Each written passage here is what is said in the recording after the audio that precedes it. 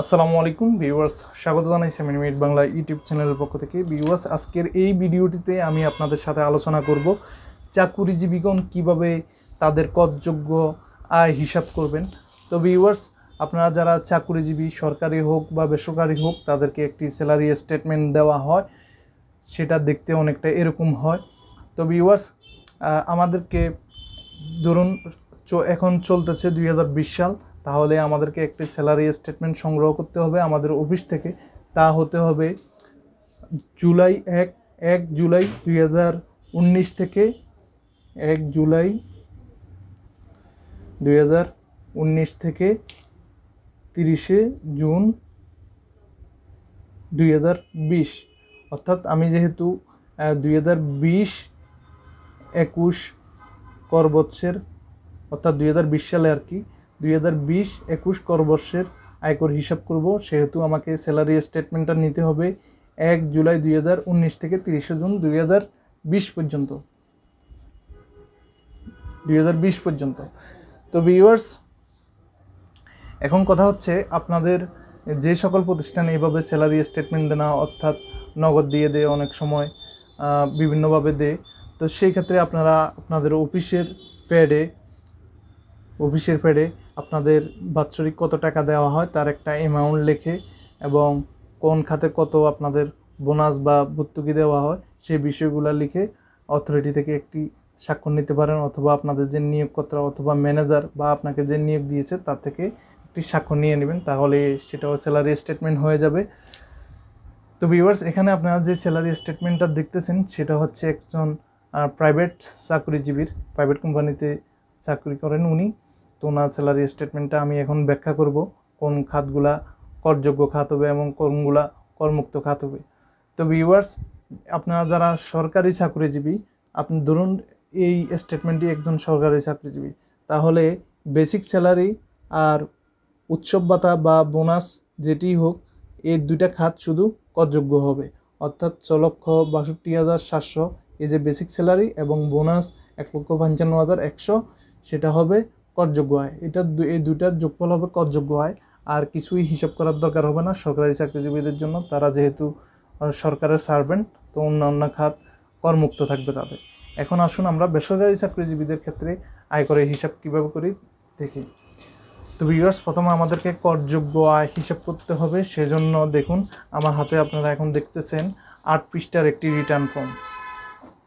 এখন 8 পৃষ্ঠার একটি রিটার্ন ফর্ম দেখতেছেন আপনারা, এটার নাম হচ্ছে IT11 ঘ। দেখুন নামটা একটু দেখুন, IT11 ঘ। এটা আপনারা NBR এর ওয়েবসাইট থেকেও ডাউনলোড করে নিতে পারবেন, অথবা এই ভিডিওর ডেসক্রিপশনে ক্লিক করেও ডাউনলোড করে নিতে পারেন। এটা 8 পৃষ্ঠার হয়ে থাকে। তো ভিউয়ার্স, আমি পুরো রিটার্ন কীভাবে পূরণ করেন সেই বিষয়টি এক ভিডিওতে আলোচনা করব না, পরবর্তীতে আমি ভিডিও দিব, সেখানে আলোচনা করব এই রিটার্নের অংশ হিসাবে। পরবর্তীতে কীভাবে কর বিবরণী পূরণ করবেন সেটাও দেখাবো। এখন শুধু দেখাবো আপনারা করযোগ্য আয় কীভাবে হিসাব করবেন।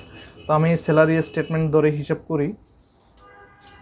দেখুন এখানে বেসিক স্যালারিতে টিক দিলাম। বেসিক স্যালারি হচ্ছে 6,62,700 টাকা। দেখুন 6,62,700 টাকা মূল বেতন, সব ক্ষেত্রেই করযোগ্য আয়। সুতরাং আমি নেট ট্যাক্সেবল ইনকামের ঘরে বসাই দিচ্ছি 6,62,700 টাকা। আচ্ছা, যাই হোক, এবার আসুন দেখুন এখানে লেখা আছে হাউস রেন্ট অ্যালোয়েন্স 2,98,024 টাকা। তা হাউস রেন্ট অ্যালোয়েন্স 2,98,224 টাকা। তো ভিউয়ার্স, এখানে একটা কন্ডিশন আছে। কন্ডিশনটা হচ্ছে দেখুন বাড়ি ভাড়ার ক্ষেত্রে কিভাবে করযোগ্য আয় হিসাব করে। দেখুন বাড়ি ভাড়া ভাতা মূল বেতনের 50% অথবা মাসিক 25,000 টাকা করে, অর্থাৎ এক বছরে 3 লক্ষ টাকা। মূল বেতনের অর্ধেক অথবা বাৎসরিক 3 লক্ষ টাকা, এই দুটার মধ্যে যেটা কম হবে সেটাই করমুক্ত থাকবে। তাহলে আমাদের যে রিয়েল যেই অ্যালোয়েন্সটা আছে, অর্থাৎ হাউস রেন্ট বাবদ যে আমাদের করদাতা যেটা দিচ্ছে সেটা হচ্ছে 2,98,224 টাকা, অর্থাৎ এটা 3 লক্ষ টাকা অতিক্রম করে নাই। এবং আমরা যদি মূল বেতন দেখি তাহলে সেটার অর্ধেক 3 লক্ষ টাকা অতিক্রম করে ফেলে, তাহলে আমাদের এটা সম্পূর্ণ অংশ করমুক্ত থাকবে। 2,98,224 টাকা সম্পূর্ণ অংশ করমুক্ত। তারপর আসুন এই যে এন্টারটেইনমেন্ট অ্যালাওয়েন্স, এটা বেসরকারি চাকরিজীবীদের ক্ষেত্রে করযোগ্য। যেহেতু এন্টারটেইনমেন্টের এখানে কোনো গদ দেওয়া নাই, সুতরাং আমি এখানে লিখে দিই এন্টারটেইনমেন্ট, লিখে দিলাম 22,800 টাকা, 22,800 টাকা। আর এটা সম্পূর্ণ অংশ করযোগ্য 22,800 টাকা। তারপর আসুন স্যালারি স্টেটমেন্ট দেখি। মেডিকেল অ্যালাওয়েন্স 45,600 টাকা, মেডিকেল অ্যালাওয়েন্স 45,600 টাকা। তো ভিউয়ার্স, এখানে কথা হচ্ছে মেডিকেল অ্যালাওয়েন্সের আইনটি যদি আমরা দেখি যে কি বিধান আছে, তাহলে দেখুন মূল বেতনের 10% অথবা বার্ষিক 1,20,000 টাকা, এই দুইয়ের মধ্যে, অথবা রিয়েল যে অর্থাৎ প্রকৃত যে চিকিৎসা ভাতা দেওয়া হয়েছে সেটা, অথবা 1,20,000 টাকা, অথবা মূল বেতনের 10%, এই তিনটার মধ্যে যেটা ছোট হবে সেটাই করযোগ্য হবে। তো ভিউয়ার্স, এই তিনটার ভিতরে 45,600 টাকা ছোট অ্যামাউন্ট, সুতরাং এটা কর মুক্ত থাকবে।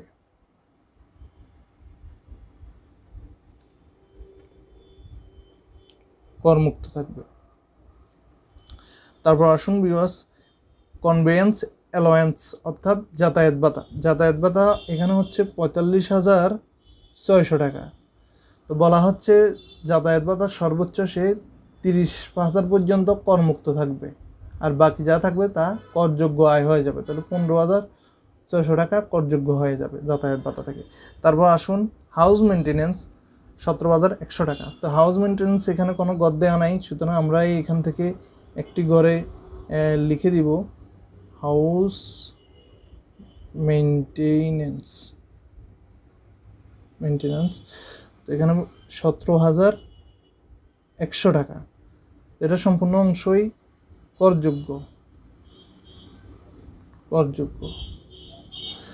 তারপর আসুন ইউটিলিটি বিল। ইউটিলিটি আমি এখানে দিই, যেহেতু আলাদা গড় নেই, সুতরাং ইউটিলিটি এখানে দিই। ইউটিলিটি হচ্ছে 37,200 টাকা, 37,200 টাকা। তো সেটাও সম্পূর্ণ অংশ করযোগ্য, 37,200 টাকা, 37,200 টাকা। তারপর হচ্ছে লাঞ্চ সাবসিডি এখানে দিই, আলাদা যেহেতু গড় নেই এখানে দিয়ে লিখে দিই লাঞ্চ সাবসিডি, সেটাও সম্পূর্ণ অংশ করযোগ্য হবে, 17,100 টাকা। তারপর আসুন ব্যাংক কন্ট্রিবিউশন টু পিএফ, অর্থাৎ এই যে employer's contribution to recognise provident fund, সেটা হচ্ছে 66,270, সেটাও সম্পূর্ণ অংশ করযোগ্য। তারপর আসুন বোনাস। যে বোনাসের গদ দেওয়া আছে, বোনাস হচ্ছে 1,55,100 টাকা। তো সেটাও সম্পূর্ণ অংশ করযোগ্য। তার মানে হচ্ছে 1,55,100 টাকা।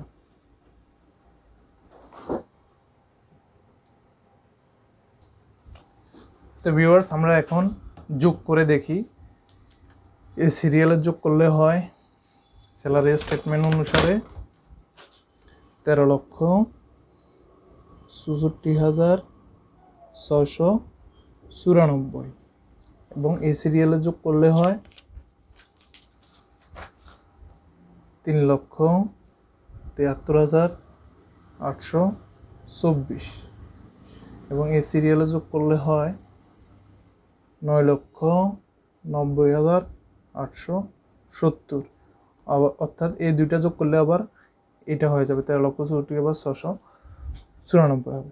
তো ভিউয়ার্স, আমরা এখন করযোগ্য আয় কত পেলাম? 9,90,870। সেটাই আমরা বেতন খাতে আয় হিসাবে এখানে দেখাবো। এখানে হবে 30 জুন 2020 করযোগ্য আয় দেখাবো কত, 9,90,870। তো ভিউয়ার্স, আপনারা বুঝতে পারছেন এটা হচ্ছে আপনার মোট বেতন। সেখান থেকে আমরা বের করলাম করযোগ্য আয় বেসরকারি চাকরিজীবীদের ক্ষেত্রে।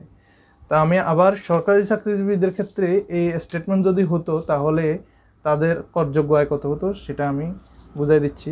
মূল বেতন 6,62,700 টাকা, আর এখানে হচ্ছে বোনাস হচ্ছে 1,55,100 টাকা। তাহলে তাদের করযোগ্য আয় হতো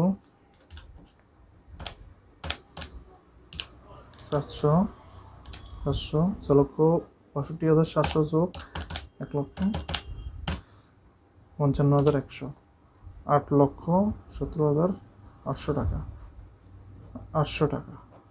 তো ভিউয়ার্স, আপনি যদি সরকারি চাকরিজীবী হতেন তাহলে এই স্টেটমেন্টের যে বেতন পাচ্ছে সেই অনুযায়ী আপনার করযোগ্য আয় হতো 8,17,800 টাকা, এবং বেসরকারি হওয়ার কারণে তাদের করযোগ্য আয় হচ্ছে 9,90,870 টাকা।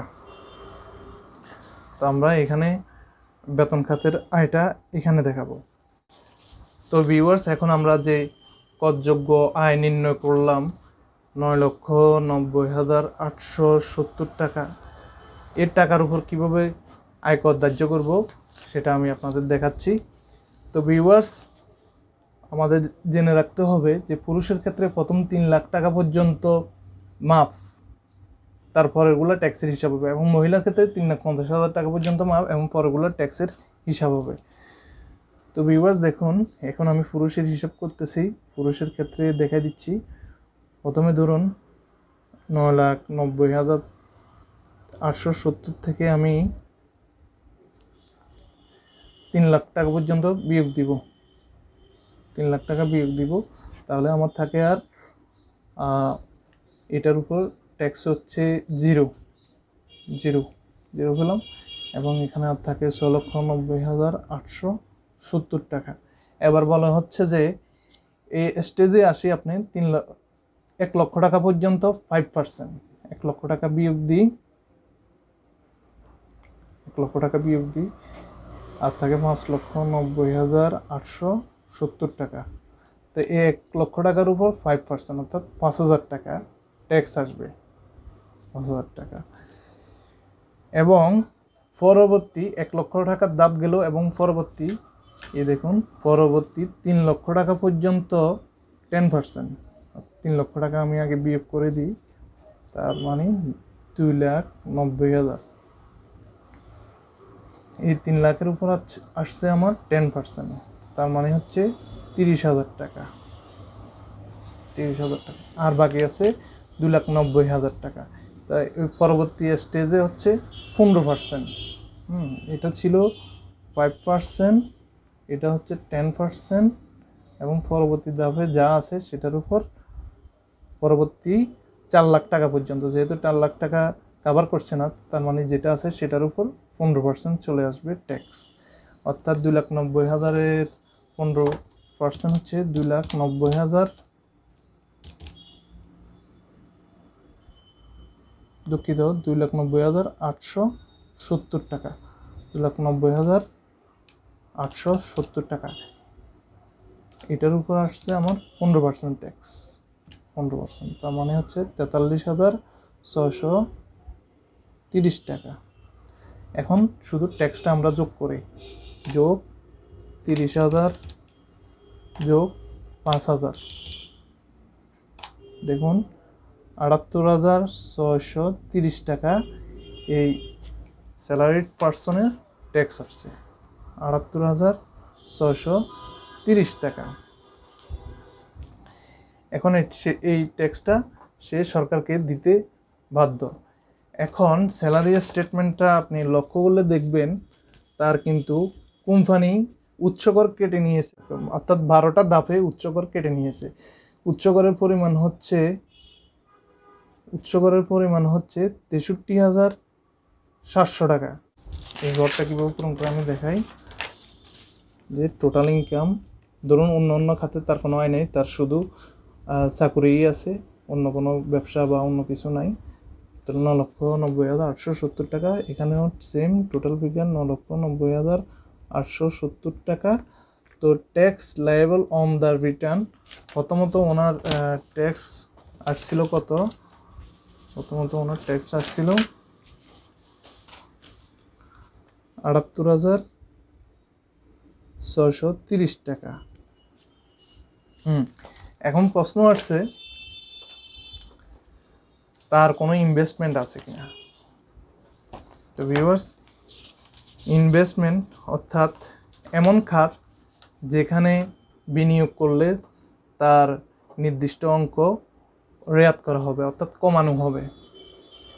এইসব খাতগুলোতে কেউ যদি বিনিয়োগ দেখাতে পারে বা বিনিয়োগ অথবা দাম দেখাতে পারে, তাহলে সেই রেয়াত পাবে, অর্থাৎ ট্যাক্স কম করা সম্ভব হবে। ভিউয়ার্স দেখুন, করযোগ্য বিনিয়োগ খাত কী কী আছে বা দানের খাত কী কী আছে দেখুন। জীবন বিমার প্রিমিয়াম, অর্থাৎ আপনার যদি বিমা করা থাকে তাহলে আপনি রেয়াত পাবেন। তারপর সরকারি কর্মকর্তার ফান্ডে, প্রভিডেন্ট ফান্ডে জমা হলে আপনি রেয়াত পাবেন। শিক্ষিত ভবিষ্যৎ তহবিলে নিয়োগকর্তা কর্তৃক এবং কর্মকর্তা সাদা, আপনি সেখানেও রেয়াত পাবেন। এ ধরনের প্রায় 10-15টি লিস্ট আছে যেখান থেকে আপনি ইনভেস্ট করলে অথবা দান করলে আপনি রেয়াত পাবেন। যেমন প্রতিবন্ধী কল্যাণ স্থাপিত প্রতিষ্ঠানে যদি দান করেন সেখানেও রেয়াত পাবেন, এবং মুক্তিযুদ্ধ জাদুঘরেও যদি প্রদান করেন সেখানেও আপনি রেয়াত পাবেন। তো ডিভিএসের ক্ষেত্রে 60,000 টাকা পর্যন্ত বিনিয়োগ করলে আপনি রেয়াত পাবেন। তো ভিউয়ার্স, আমাদের কি কি বিনিয়োগ আছে আমরা দেখি। তো ওনার যেই স্টেটমেন্ট, যে ব্যক্তি স্টেটমেন্ট নেন, সে আমাকে একটি ব্যাংক স্টেটমেন্ট দিয়েছে, তার 60,000 টাকা ডিপিএস আছে এই বছরে। তো আমি ডিপিএসে করে 60,000 টাকা লিখলাম, এখান দিয়ে লিখলাম ডিপিএস। তারপর আরেকটা বিষয় হচ্ছে ওনার প্রভিডেন্ট ফান্ড। দেখুন এখানে ওনার নিয়োগকর্তায় প্রভিডেন্ট ফান্ডে 63,270 টাকা জমা দেয়, এবং তিনিও 63,270 টাকা জমা দেন। 63,270 টাকা পূরণ 2, অর্থাৎ দুইজনের পিএফ, নিয়োগকর্তা এবং তার ফিগারটা দাঁড়াবে 1,32,540 টাকা। তার মোট হচ্ছে কত? যোগ 60,000, 1,92,540 টাকা। এটার উপর সেই 15% রেয়াত পাবে। 1,92,540 টাকার উপর 15% রেয়াত পাবে, পূরণ 15%। তাহলে 28,000 টাকা রেয়াত, 28,881 টাকা রেয়াত পাবে। দেখুন রেয়াত হচ্ছে 28,881 টাকা। তো 78,630 টাকা তার কর আসছিল। 78,630 টাকা তার কর আসছিল, সেখান থেকে সে রেয়াত পাচ্ছে 28,881 টাকা। 78,630 বিয়োগ 78,630 বিয়োগ 28,881, আর আছে 49,749 টাকা। 49,749 টাকা। তো ভিউয়ার্স দেখুন, তার উচ্চ করে কাটা আছে তার 63,700 টাকা, এবং তার পদেয় কর হচ্ছে 49,749 টাকা।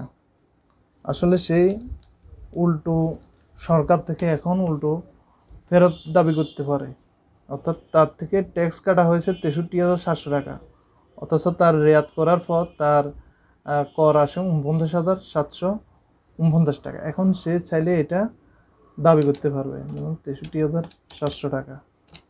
তার মানে আরও সেই পরবর্তী বছরের সেই তার আয়করের সাথে এটাকে সমন্বয় করতে পারবেন। মাইনাস হয়ে গেছে, মাইনাস হয়ে যাওয়াতে এখন 49,749 টাকা হবে।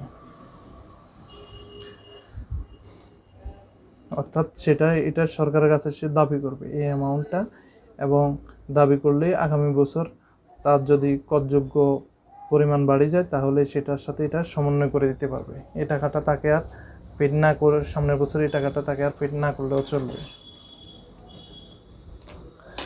তো ভিউয়ার্স, আপনারা দেখতে পারলেন কীভাবে চাকরিজীবীদের আয়কর রিটার্ন পূরণ করা হয়। বেশ ভালো লাগলে আমাদের ভিডিওটি সাবস্ক্রাইব করে রাখবেন, এবং আমি দেখাবো নতুন ফাইলে কিভাবে আয়কর পরিসম্পদ বিবরণী পূরণ করবেন, সেই বিষয়টা আমি আপনাদের দেখাবো। তো ভিউয়ার্স, চোখ রাখুন 7 মিনিটস বাংলা। ধন্যবাদ।